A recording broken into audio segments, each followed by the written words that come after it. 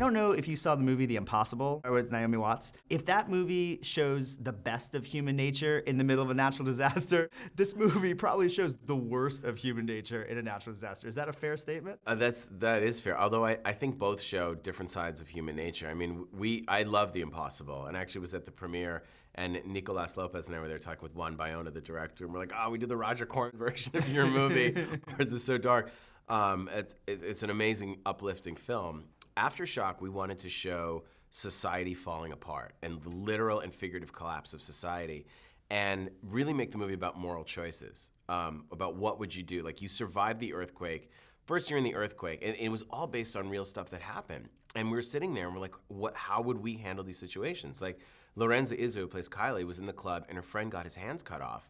And they're sitting there going, we gotta find his hands, but people are running and screaming and trampling. It was 3:30 in the morning on a Saturday on the last weekend of summer. So everyone was drunk and partying, and the music was like still going, even after the earthquake, like zzz, zzz, zzz, zzz. Like, there were crazy sounds, there's like flashing lights, and they're looking for the hands, but the club was about to collapse. So everyone's like running through plate glass windows to get out of there. And then you get out and you go by a building and you hear a baby crying. What do?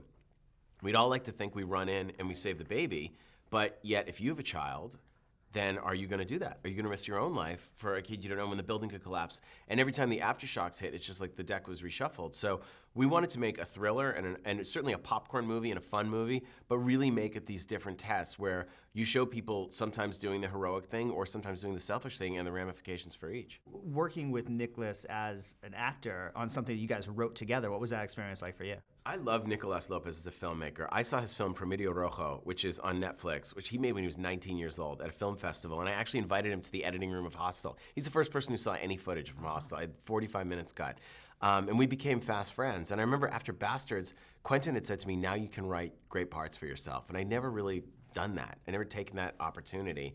And I thought I want to do it with a director I really trust. And Nico started making movies in a new way. His movie, Que Pena Tu Vida, which translates into Fuck My Life, it's actually all the Que Pena movies are on Netflix, the whole trilogy with English subtitles. He shot it on a 7D. He's like, I took a camera, I shot it on a 7D, we walked in 11 days. His movie beat Social Network at the box office in Chile, made millions of dollars. He's like, it's all changed. You can shoot movies on an SLR, and that's how we wanted to do Aftershock in a new, innovative way, even the way we release it. He's like, my sister watches every movie on her iPad. Who gives a fuck? Let's just put it out there in theaters, put it out there VOD.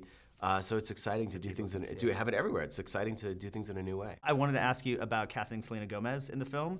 How did you get the most famous girl in the world to basically do a tiny little cameo? First, it wasn't casting Selena. Selena's a friend, and she's was doing a concert in Chile, and I literally just asked her to come by the set. I was like, she's like, I'm just hanging out in Chile. I was like, what time's your concert time? We were shooting nights.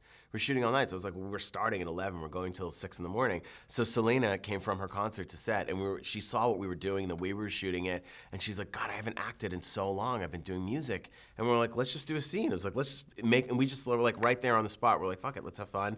And we shot a scene with the two of us. And it was so cool of her to do it. And we're like, we're not gonna sell the movie on you. It's like a blink if you miss it. But you know, Selena loves these movies, and she's a sweetheart, and I think that her career is going in such an interesting direction. I would really, really love to one day collaborate with her for real. That's great. And you got Zach Galifianakis to play Pollo. I'm just kidding. No, it's amazing. I know Pollo, who plays Nicolas Martinez, has the beard, and he actually had that look before Galifianakis, and Galifianakis is his hero, so we call him Zach Galifianachos. That's great, Galifianachos.